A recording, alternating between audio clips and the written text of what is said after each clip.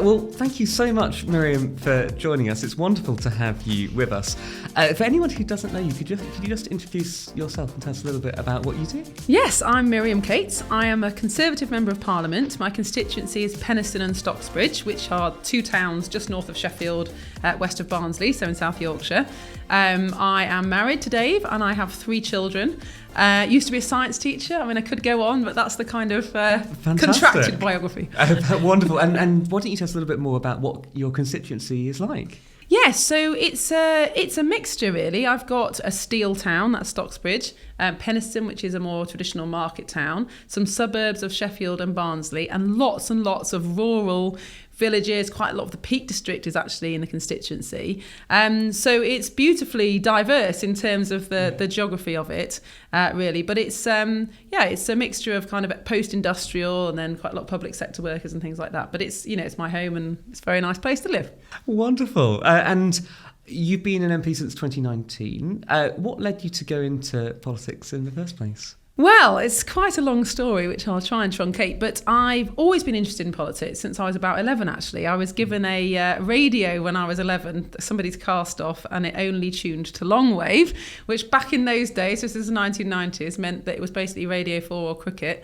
So I opted for Radio 4 and, I listened to the Today programme and the Westminster Hour and got quite interested in politics and how ideas become policy. I'm not particularly party political, but just interested in the whole debate, I suppose. I'm probably a pain to my schoolmates at school and a bit of a geek, but so it's just but I always thought, if this is anything, if I was to become a politician, I have no idea how the party system worked, how you'd even stand for election. So I always kind of thought, if it happens, it would have to be an opportunity that presents itself because I don't know anyone political, etc. Anyway, fast forward. So I finished school, went to university, came back to Sheffield, did a year out with our local church, got married, trained to be a teacher, had 3 kids, moved to the village where we now live, and I got involved in village life. So the church, the playgroup, the PTA, and I became a parish councillor on the local parish council. And I really enjoyed it. And I thought, when my youngest child was getting ready to start school, I thought, what do I do next? And I felt that I should explore being elected to the city council, which is kind of the next level of politics and government. I realised I'd have to join a party at this point because I'd been an independent parish councillor, but really to get elected a city council or as an MP, you have to join a party. That's just how the system works.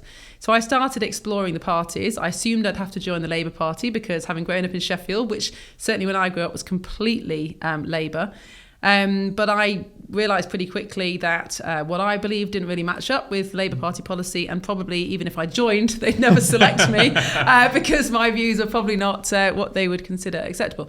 I looked at Lib Dems, but just something stopped me, and I just felt it wasn't the right thing to do. And then a couple of weeks later, I was offered the opportunity by a family friend to stand as a Conservative in the local elections, completely unwinnable seat, but it felt like that was what God was leading me to do. Stood, didn't win, but enjoyed it. Went along to party conference, Conservative party conference, which is an experience in itself, later that year in October 2018. And I met some people who encouraged me to stand for Parliament. So a fantastic lady, Baroness Jenkin, who encourages more women into Parliament, into the Conservative Party. And to cut a long story short, 3 weeks later, I was the parliamentary candidate for Penistone and Stocksbridge, and then a year later, the MP. Amazing. I think one of my big takeaways from that is if you had been listening to the cricket, you could have become a Test cricketer. That is such a good reflection. I've never thought of that before, but you're absolutely right. I would not be here now had I listened to the cricket.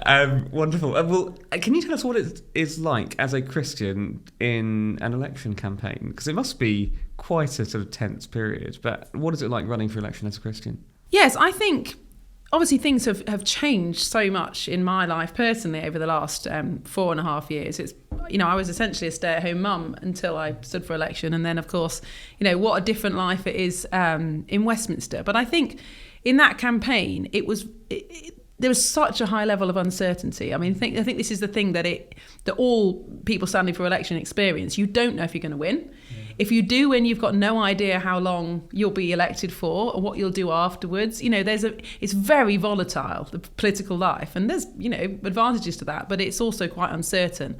And so I think through that election campaign, where I I thought I probably would win looking at the polls, but didn't genuinely know. And also had no idea how we as a family would make the shift from me being at home with the kids, and obviously they were 4.5 years younger than they are now, to essentially being away from them 3 or 4 days a week, and my husband having to take change role, and just no idea how we would manage that. And just having to constantly just trust that if this was what God's plan was and if this is what he wanted, then, we were seeking his will, he would provide the rest. And we just had to hang on to that. And it was, it was hard, but definitely a period of growth in faith. Fantastic. You were elected. Yes. What have the last 4.5 years been like? Gosh, highs and lows, a huge, I suppose the first 2 years really were just about a real shift in our family life and, identity and things like that. And of course we had COVID in the mix. That was really challenging, as it was for all families, having the kids at home and just the uncertainty of that. So, a lot of change to be navigated. But I think, just over the last 4 years, just really just putting one foot in front of the other, really. What is it that, God's got next? What are the kind of issues that I want to be involved in? Who am I working with? Because you have no idea when you arrive in Parliament as a new MP. You don't know who anybody else is. You don't know your way around Parliament. You've no idea how to speak in the chamber. All those things you have to learn first before you find your feet in terms of the kind of MP you want to be and what issues you're standing up for. So it's just been a huge learning experience, I suppose, but a very stimulating and interesting one. And it is such a privilege to be in this place. Fantastic. And what difference does your faith make to you in Parliament? What is it actually like being a Christian MP as opposed to just an MP? Well, I think it makes an enormous difference in a number of ways. But I think in terms of being a Christian MP, there are a surprising number of Christian MPs, actually. We're, I think, probably well overrepresented in terms of how many people would say they're practicing Christians in the population as a whole and percentages that are in Parliament. And we could have a whole discussion on why that is and what leads Christians into politics and public service. But it's actually a very supportive place for Christians, Parliament, most of the time. We've got a very active group called Christians in Parliament that support us beautifully and are very pastorally minded. We have a chapel service every week. That's where I'm going to next. A Bible study in the mornings and things like that. So there is a lot of community and fellowship. Obviously, we then go our separate ways the rest of the week. But that's a really, really good thing, and something I wasn't expecting, actually, that has been incredibly good and challenging as well. But I think in terms of being a Christian MP, I don't know how I'd do it without faith, actually, because there's so many. It's very risky being an MP. You're very exposed. Everything you say is obviously on record. Every time you go on media, there's a huge risk that you might screw it up. You say something that you're then cancelled for. Obviously, you're subjected to an enormous amount of personal attack. I mean, just this week in my constituency, a leaflet is being delivered about me that's claiming I said all sorts of things that I didn't. But I mean, this is just part of the course. This is what everybody experiences. And I think without the certainty of faith and that kind of constant belief that actually all God is asking me to do is seek what he's doing and he'll provide the rest. I think without that, I think you just go mad with anxiety or worry or trying to work out who you should please, because there's the whips, there's the media, there's your constituents, there's your colleagues, there's your staff. I mean, you are torn in every direction. So I think having the certainty of faith and that one job, if you like, makes it a lot easier. Fantastic. And what have been some of the biggest encouragements to you from your time in Parliament? I think that it sounds so cheesy, but the thing that you can make a difference. Yeah. And I think I have chosen to get involved in some more controversial areas. I think around protecting children and women, and more recently looking at what it means for the birth rate to be falling so much and things like that. And obviously there are risks in getting involved with those campaigns. But I think working with others and seeing the narrative actually shift in our public life, the fact that articles are now published about those things, we've seen a real change in the way that some of these issues are addressed just in the last 2 or 3 years. And I think that is a real encouragement that actually one thing MPs do have is a voice. We might be not an expert on things, we might have no idea about certain areas, but the media do come to us and ask for us to comment, and that is a really privileged position that you can have in the national debate. That's really wonderful, and we are so thankful for your Christian witness in Parliament. You're a real hero of ours at CARE, alongside, I should say, Christian MPs from other parties. Other MPs are available. We are not party political, Absolutely. but we are so encouraged by anything which should. Well, and just to extend the mutual appreciation for a few more minutes. I mean, I absolutely feel the same about CARE and other groups like the Christian Institute, who are the resources that you provide Christian MPs with, and the research and things like that are absolutely vital and so helpful and make such a difference. So thank you. Mutually very much. thankful. Thank you.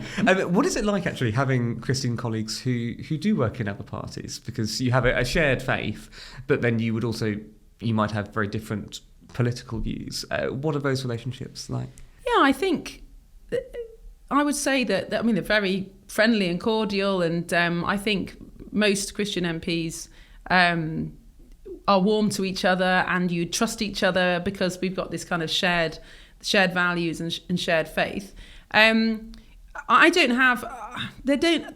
don't have particularly close friends in other parties. I've got people I really admire, so I'm probably not the best person to ask. But certainly the Christians I do know in other parties, just very supportive, very trustworthy. I've done Tim Farron's has a radio show, doesn't he? What's it called? The Mucky Business. I've done that a couple of times, and that's been brilliant because you know that although you can be challenging to each other, there's this shared understanding that actually you're both in it for the right reasons. You're both doing your best, and actually there's a strength in the diversity of opinion amongst Christians about a whole load of political issues. There isn't just one right and one way of approaching things, and actually we can be far more united even though we have differences of opinions. Fantastic. Well, looking ahead to the next few months, why should Christians care about this upcoming election? I imagine some Christians might feel a bit worn down by this point, or a little bit apathetic towards stuff. That was something I was hearing at an event last night. So I feel the same. Yeah. Why should Christians care about the next few months in the election? Yeah, that's a great question. I suppose as Christians we are called to play a full part in society. And whether that's loving and serving your neighbour or being in public service, the Bible is very clear that we are supposed to live in the world. We might have different values and a different faith, but we're very much called to take part. And in our current culture, over the last 250 years, democracy is a key part of playing your role in society, and actually thoughtfully choosing who you want to represent you in Parliament and the kind of people that you want to be in Westminster is very important, and it does make a huge difference. I mean, of course, some people think that Christian MPs should speak up for faith more, and we all have that challenge every day. But imagine if there were no Christian MPs in Parliament, it would be a very different country, or certainly have been over the last 50 years or so. And so I think, I'm not saying people should only vote for Christians. Of course not. There are some absolutely brilliant MPs that aren't Christians, of course. But thoughtfully and prayerfully considering who it is that should be in Parliament is surely part of our witness and duty as Christians. So, and also, you can't complain about the government if you haven't voted. That's my philosophy. I think that's very fair. How would you encourage a Christian who was sort of a bit in two minds as to whether to vote, that they actually should use their vote? Well, I suppose just go back to the sense that it's part of your responsibility to society to try and work out who is the best person to represent you. And it's clear that, of course, our government in this country isn't Christian, just like, no government around the world is. Government is just an entity that organises society, essentially. There's no kind of... I personally don't attach a moral status to government particularly, although certainly governments can act morally. But it's clear in the Bible that that authority does come from God, that government is better than no government, absolutely. You can see that from failed states around the world where there's no government. Chaos affects everybody. So I think, if you don't want chaos and if you want some sort of structured government, then get involved in democracy. And obviously voting is the first start, but also join a political party, stand for election yourself. These are all ways that you can make a difference and improve society. Fantastic. Well, as a Christian, what are some of the biggest issues which you care about going into this election time? I think children is my biggest concern, and I think the last 20 years, 30 years maybe, I don't think have been good for kids in this country and actually across the West.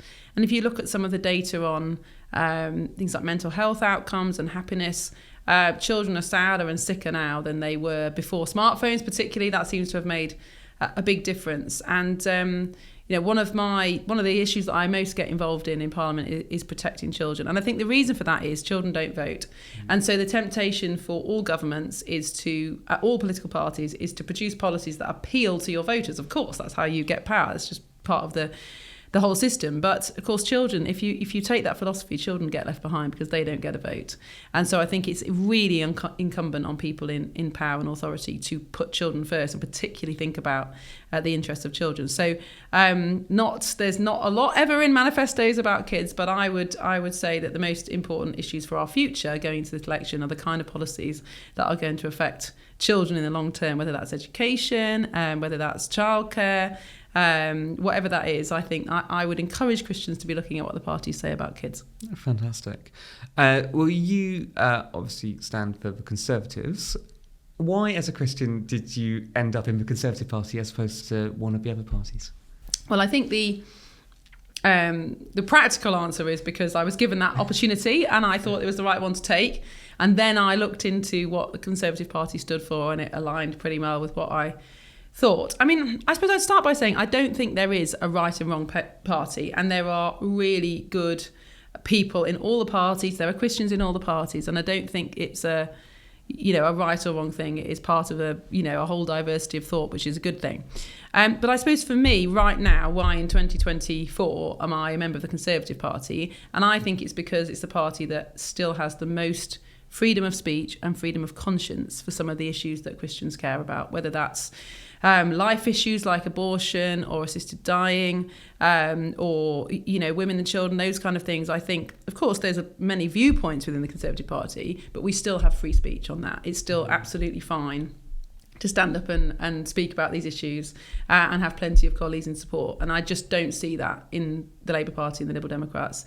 I know people in those parties who have to hide what they think about these issues because the backlash would just be too severe. Now, of course, there'll come a time in a few generations' time where maybe the roles are reversed. But right now, those opinions are still welcome in the Conservative Party where they're not in others. And for me, that is really, really important because those are the issues that I really care about and want to stand up for. So, and I think also, again, of course, the Conservative Party is not faultless on any of these issues.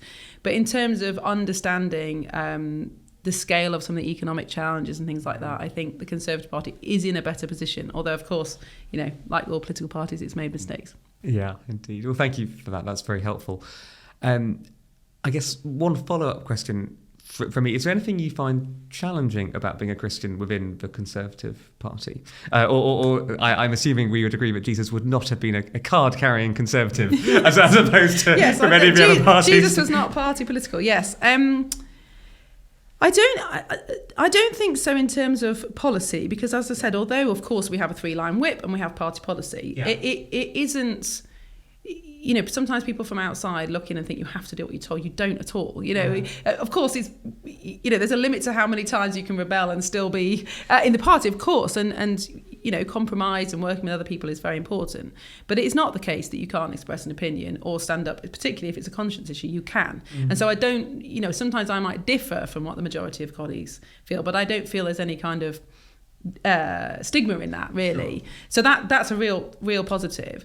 I suppose it more comes around the day-to-day decisions of what particular issues are you going to draw a line in the sand under, what are you willing to stand up for, what battles just aren't yours, because we can't, the world's a very broken place, but as individual Christians we can't possibly fight everything. So I think just being wise about which issues are yours to push back on and which you just need to let go. So I think it's more that those are the tensions, really, rather than there being any particular thing that I can't stomach. Yeah, of course. And how do you go about working out whether it is a battle you want to fight or one which you want to leave to someone else? I suppose prayer, discernment, also talking to other people. Sometimes you get quite a good sense of if somebody you trust says, don't touch that. But sometimes things happen by accident or perhaps by providence. Yeah. So I was supposed to go to Belfast a couple of months ago, on a trip, and the whips wouldn't let me go at the last minute. I think because they were unhappy that I'd put a particular amendment down. Anyway, who knows? And I was really annoyed because I was really looking forward to this trip and I was going to make some good connections with people who I'd promised to visit and everything. And I just prayed, that God would use this time and that there'd be some good that came out of it. And that day I stood up in Prime Minister's Questions and asked about whether smartphones and social media should be banned because of the impact they're having on children. And it went viral. And since then, I mean, not as a result of that question, there were a number of other things that happened, but the whole atmosphere has changed in terms of can we speak about this? There's been a book published today about the harms that these things are doing kids. So it's those kind of things where actually there's always an opportunity, isn't there? Even if there's what feels like a setback, there's always something that you can do. So that's a good lesson, I think. Well, that's again really, really helpful. Thank you. I mean, one of the things which you've drawn out is the kind of question of, do I vote for a party or do I vote for a candidate? Or perhaps some people might even think, do I vote for a prime minister? Particularly in the way elections have gone in the last couple of elections. What would be your thoughts on that, the tension between voting for a party versus for a candidate? Yeah, that's a really difficult one, because although officially our system is you're voting for an individual, of course most people are very carefully looking at what the party thinks.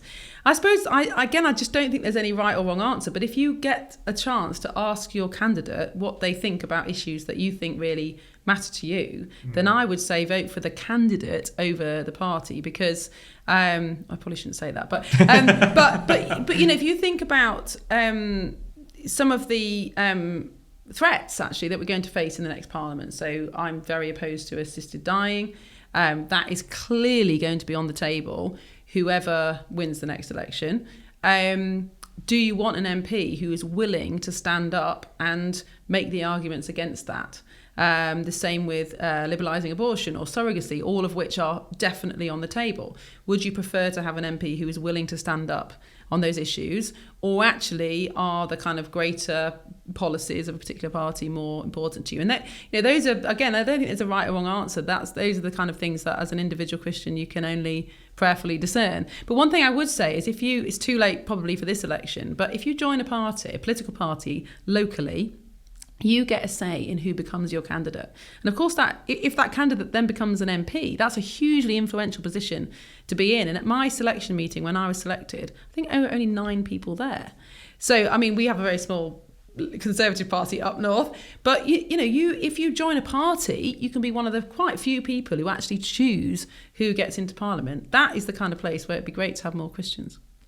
That is really interesting. I'm slightly shocked, I think, that the numbers were so A lot of my colleagues in the South are, they had like 1,000 people. I was quite lucky. But we are very thankful, nonetheless, for the 9 who showed up. I don't think they all voted for me, but yeah.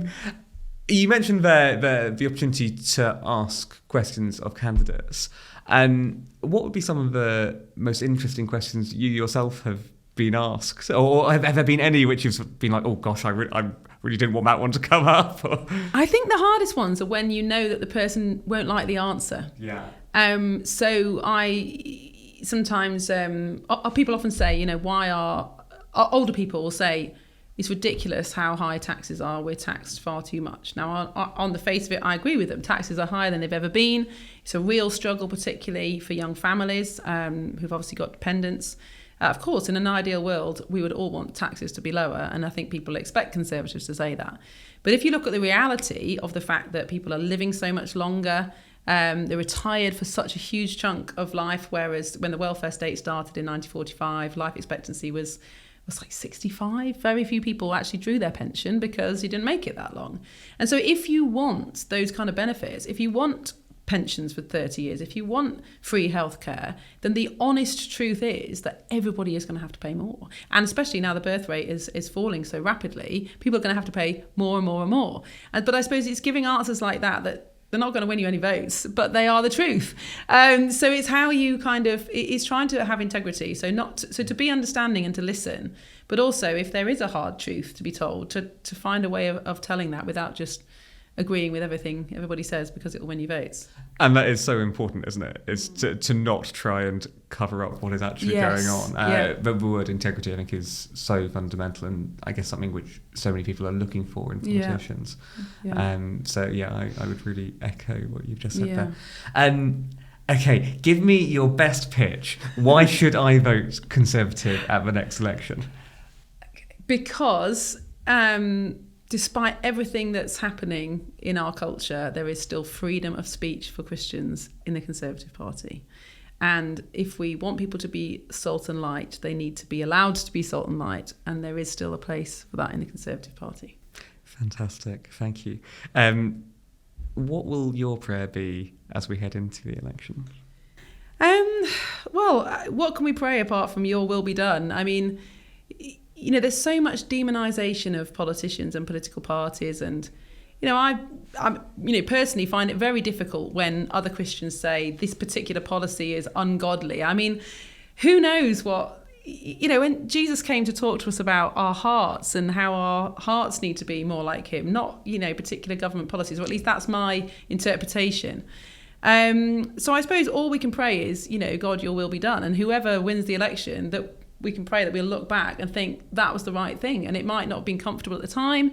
It might have felt like well, for one party, it's going to be a loss. But, all we can pray is that God is sovereign, and that whatever happens, he'll bring good out of it. And I'm sure, looking back over history, there would have been times when Christians were appalled at who made it into power. But, God has a way of bringing things right, doesn't he? So it's just about doing our best, but trusting that he has the outcome.